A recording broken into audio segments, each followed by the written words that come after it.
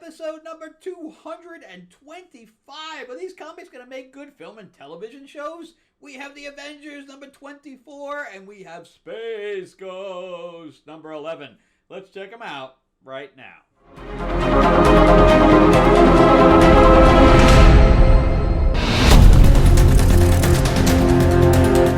Welcome back to the channel, everyone. Thank you so much for spending time with me as we rant about movies, comic books, and television shows, as well as the occasional board game. I am your host, Frank Zanca. I'm an award-winning screenwriter, novelist, and comic book writer, as well as a filmmaker. And yeah, I'm finishing up a budget right now. That's pretty much what I do, is I make budgets for films when I'm not on set. So I have finishing up one right now. And then on top of that, I should be going into pre-production this week. So I'm going to be sent the script. I got confirmation I'll be getting the script this week. So finishing up budget on one, and then be doing on a schedule on another one. Woohoo! Doing call sheets. Yay! Remember too to give me a like, give me a subscribe, and share this video out there so people can see what Marvel, DC, and the independents are doing right now, because it might end up on their screen in the future. Also, if you'd like to check out anything that I've written, go to Amazon.com and check out my name, Frank Zanca, and you'll see my sci-fi quadrilogy, Destiny Aurora, that was made into a board game, an RPG. Again, there's 4 novels to it. It also is on Audible. It is on Kindle. All 4 of them are on Kindle. Only one is on Audible. And then, of course, we also have the graphic novel.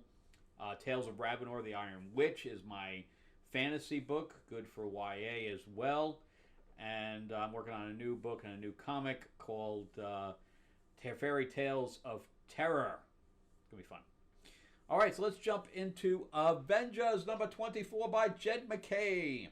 So Jed MacKay is the guy who also writes Moon Knight. He also writes X-Men right now. Why Marvel is throwing him onto team books is beyond me. So he writes Moon Knight very well because it's a solo character with supporting characters. He knows how to do that.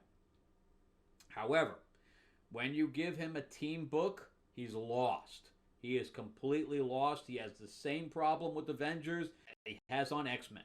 He does not know how to write a team book. It's obvious to everybody. I'm not even the only one saying this. I haven't even talked to Mike Spider-Slayer about it, and he said exactly the same thing on his review.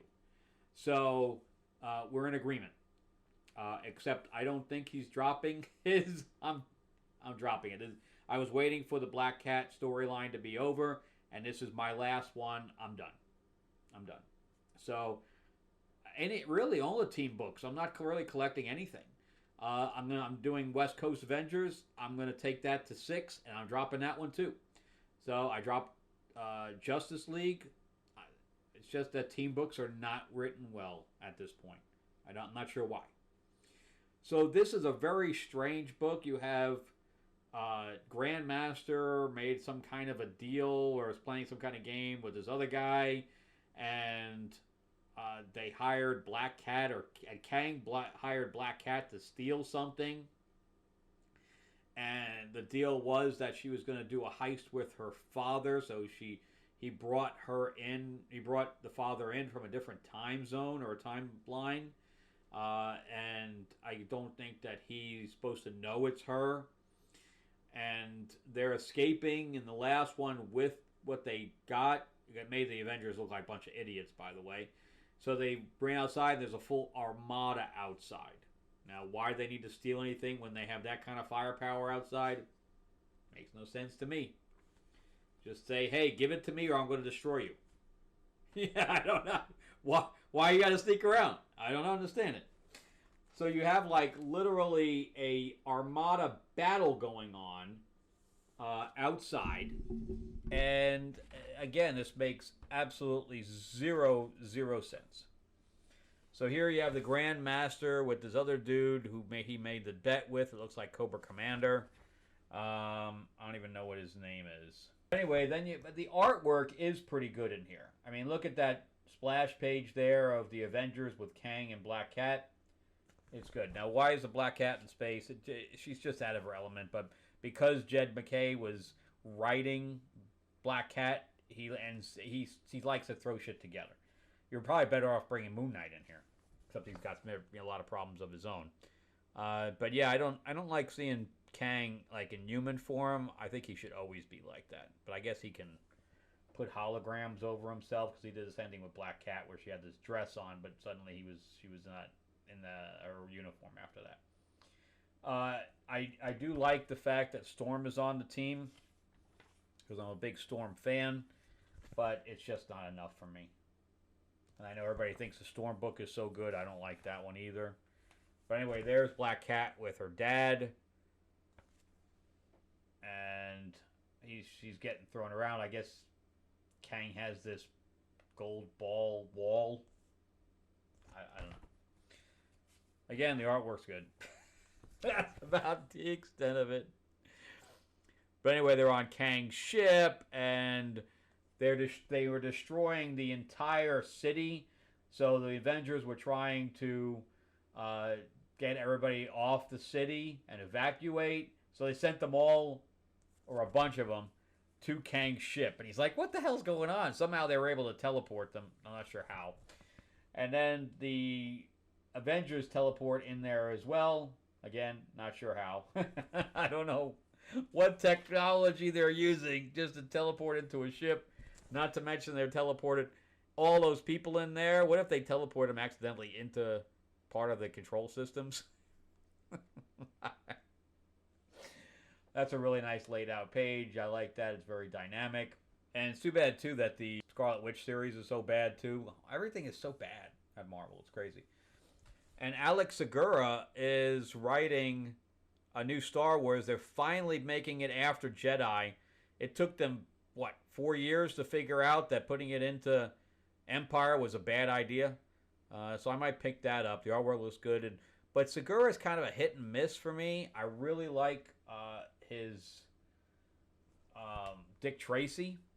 But I'm not liking his Green Hornet. So he's kind of a hit and miss for me. I don't know. But anyway, the battle continues with Kang, and finally, for no reason whatsoever, Black Cat throws the information that they need, or that she stole, to Falcon Cap. And that triggers the end of the game with Grandmaster winning. And they finally show themselves that I won. Even though it was a Ferric victory because the whole space station was destroyed that he owned. He was trying to stop it, and the other guy was like, hey, if you interfere, then you lose because you're forfeiting. And he's like, damn it. So he won, but the other guy was like, yeah, you won, but maybe I won too because you don't know what kind of game I'm playing. So I thought that was interesting.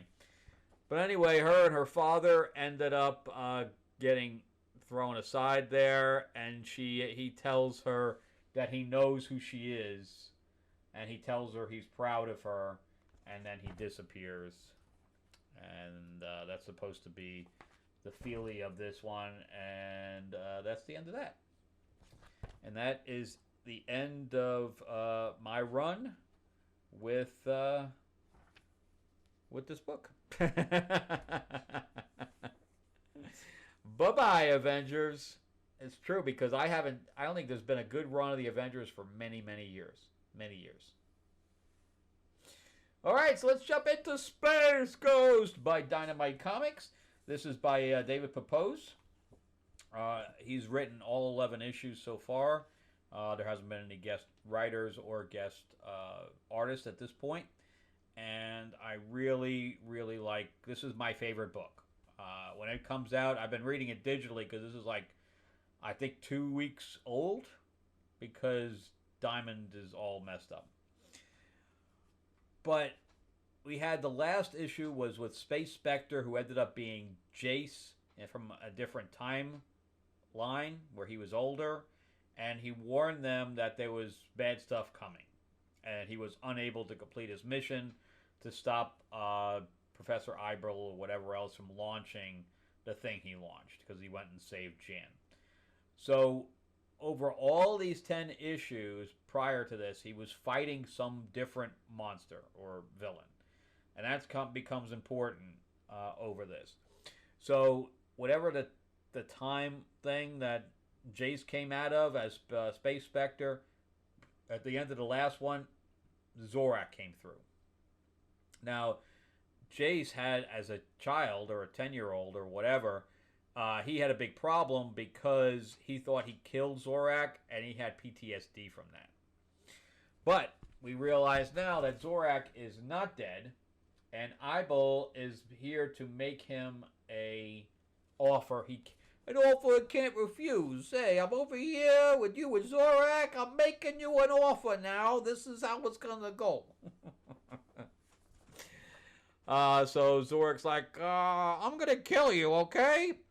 But I guess whatever dimension he went to, he got that scar on his eye.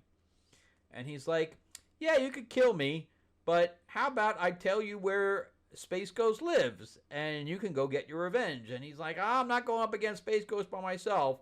And he's like, that's no problem. I got this Council of Carnage, or whatever the hell it's called, to help you out. And it's every single villain that he's fought throughout this entire run. The Council of Doom. I kind of like mine better. Council of Carnage. So meanwhile, we switch over to Space Ghost killing Space Piranha. I don't think he even kills them. I think he subdues them. So meanwhile, because of what happened with Space Spectre, Space Ghost has kind of kept the kids at arm's length because he doesn't want to endanger them, especially after what he saw with Jace. So meanwhile, Jan is going to be putting in for the Academy. And Space Ghost doesn't know it. But there's all the piranhas and that big bubble. And he goes back to the ship. And he goes to see Jan, who's sleeping. And he sees that she's put in for the Space Academy. And he's like, slams his hand and wakes her up. Saying, what are you doing behind my back? And she's like, I'm supposed to be your partner, not a prisoner. Meanwhile, you have Jason Blip going, oh my God, we're under attack. He's like, I missed something. And so she's arguing with him, and she's like, no, I'm going to be going to the academy. I want to have a normal life, and staying here with you is not giving me that normal life. And Jason's like, I'd like to meet a girl that's not my sister. And they take off in his ship. Well, not the ship, but in the shuttle. And just going to go off on their own. No money, no nothing. They're just going. And he's like, I forbid you to go. And that doesn't work out very well. But anyway, so now he's kind of knocking himself in the head going, oh, you shouldn't have reacted that way, blah, blah, blah. And he's like beating the crap out of the table. Meanwhile, the villains show up a couple at a time. So you have the Heat guy and you have the Creature guy and Creature Commando or something to that effect. And he's like, you want to fight? I'll end it for you. And he beats the crap out of the Creature. Then the girl is kind of like Poison Ivy, so she grabs him. The other guy is shooting him in the back. So his shields are pretty much taking it right now. And then he pulls on the thing and knocks the two of them together. It's cool stuff. And then you have Zorak appear behind him. And the big dude that he had a big problem with shows up as well. And then the kids kind of feel kind of bad. So they're like, well, we should probably check on him and at least tell him that we're okay. But when they call in, all they hear is like screaming. And they're like, oh my God, what's going on? So they head back. And Space Ghost is not doing well, but he tells them to run. He tells them not to come back. And of course, they don't listen to him. And so they're shooting up there. And then they go to take care of the kids as well. So now at least it's not, 1 on 6 of them. At least now there's 3. And if you don't count the monkey.